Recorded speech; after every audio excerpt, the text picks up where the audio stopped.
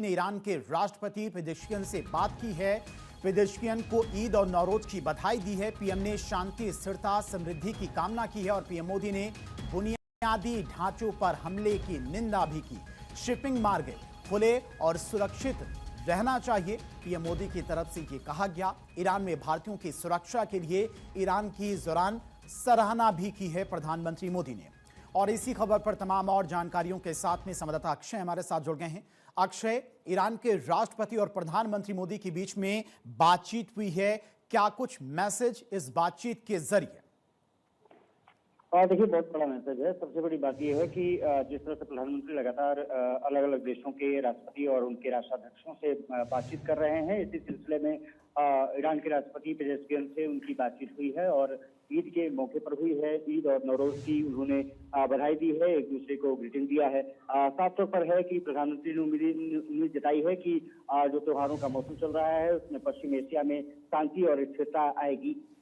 खासतौर पे आपने देखा होगा कि जैसे अमेरिका और इजराइल ने ईरान पर एक तरफ से हमला किया है, उसके बाद लगातार बुनियादी ढांचों को निशाना बनाया जा रहा है और उसको लेकर के भी चिंता जताई गई है। सबसे बड़ी बात ये रही है कि लगभग 50 की जो कीमतें हैं वो लगातार बढ़ती हुई दाम बढ़ाए गए हैं और निश्चित रूप से इसका असर पूरे विश्व समुदाय में पड़ रहा है। अब साफ तौर पर है कि जिस तरह से प्रधानमंत्री ने कहा है कि शिपिंग मार्ग खुले होने चाहिए और सुरक्षित रहने चाहिए, जिससे कि जो आवागमन है वो तेज गति से बढ़ सके, ताकि जो सप्लाई चेन है वो बाधित न होने पाए। और अगर ऐसा होता है तो निश्चित रूप से विश्व समुदाय में भी एक जो निराशाजनक का माहौल है वो कहीं न कहीं जो विश्व समुदाय को प्रदान करेगा। और खास करके पश्चिम एशिया में जिस तरह से स्थिति बनी हुई है वो कहीं न कहीं ईरान के साथ साथ खाड़ी देशों को भी परेशान कर रहा है।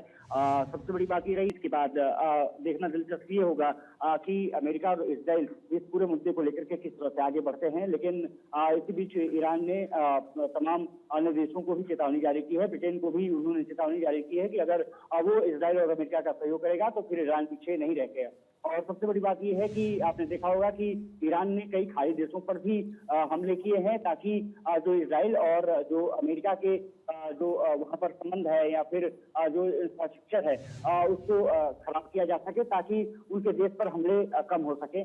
देखना दिलचस्प यही होगा कि प्रधानमंत्री नरेंद्र मोदी और पेजेश्कियन की जो बातचीत हुई है उसका असर कितना आगे पड़ता है और क्या जो लगभग 25 दिनों से जो युद्ध का वो पश्चिम एशिया झेल रहा है उस पर किस तरह से और शांति आगे बढ़ पाती है। लेकिन फिलहाल ऐसा लगता नहीं है, क्योंकि इजराइल और अमेरिका लगातार ईरान पर हमले कर रहे हैं और उसका रिटेलिएशन लगातार ईरान भी कर रहा है। लेकिन प्रधानमंत्री नरेंद्र मोदी की बातचीत मुझे लगता है कि एक नई दिशा में ईरान को लेकर के जाएगी और ये एक संदेश देने की कोशिश भी रहेगी कि अगर शांति नहीं रहती है तो फिर विश्व समुदाय को भी तमाम चीजों से गुजरना पड़ेगा। अक्षय, एक बात और समझना होगा, आज ही ट्रंप की तरफ से एक बड़ा स्टेटमेंट सामने आया था जिसमें कहा गया था कि ईरान से जो भी देश तेल खरीदना चाहते हैं वो खरीद सकते हैं, 30 दिनों की छूट दी गई है। तो ऐसे में भारत की ऊर्जा आपूर्ति कम ना हो, उसमें कोई कमी ना आए, चाहे एलपीजी की बात करें या फिर क्रूड ऑयल की बात करें। और अब स्टेट ऑफ हॉर्मुज पर एक तरह से कहें तो ईरान का पूरी तरह से कंट्रोल है। ईरान की तरफ से भी ये कहा जा रहा है कि जो लोग अमेरिका, इजराइल की मदद कर रहे हैं उनके लिए स्टेट ऑफ हॉर्मुज बंद है, बाकी सभी देशों के लिए खुला हुआ है। तो क्या आने वाले समय में अगर ऊर्जा संकट पैदा होता है तो भारत, चूंकि ईरान और भारत के संबंध काफी अच्छे रहे हैं, एक समय पर काफी ज्यादा मात्रा में क्रूड ऑयल भी खरीदता था ईरान से भारत, तो ऐसे में क्या भारत आगे चलकर ईरान से भी क्रूड ऑयल खरीदता है, ये भी देखना होगा। ठीक है अक्षय, आप लगातार हमारे साथ बने रहिए, आगे आपके पास आएंगे तो प्रधानमंत्री मोदी और ईरान के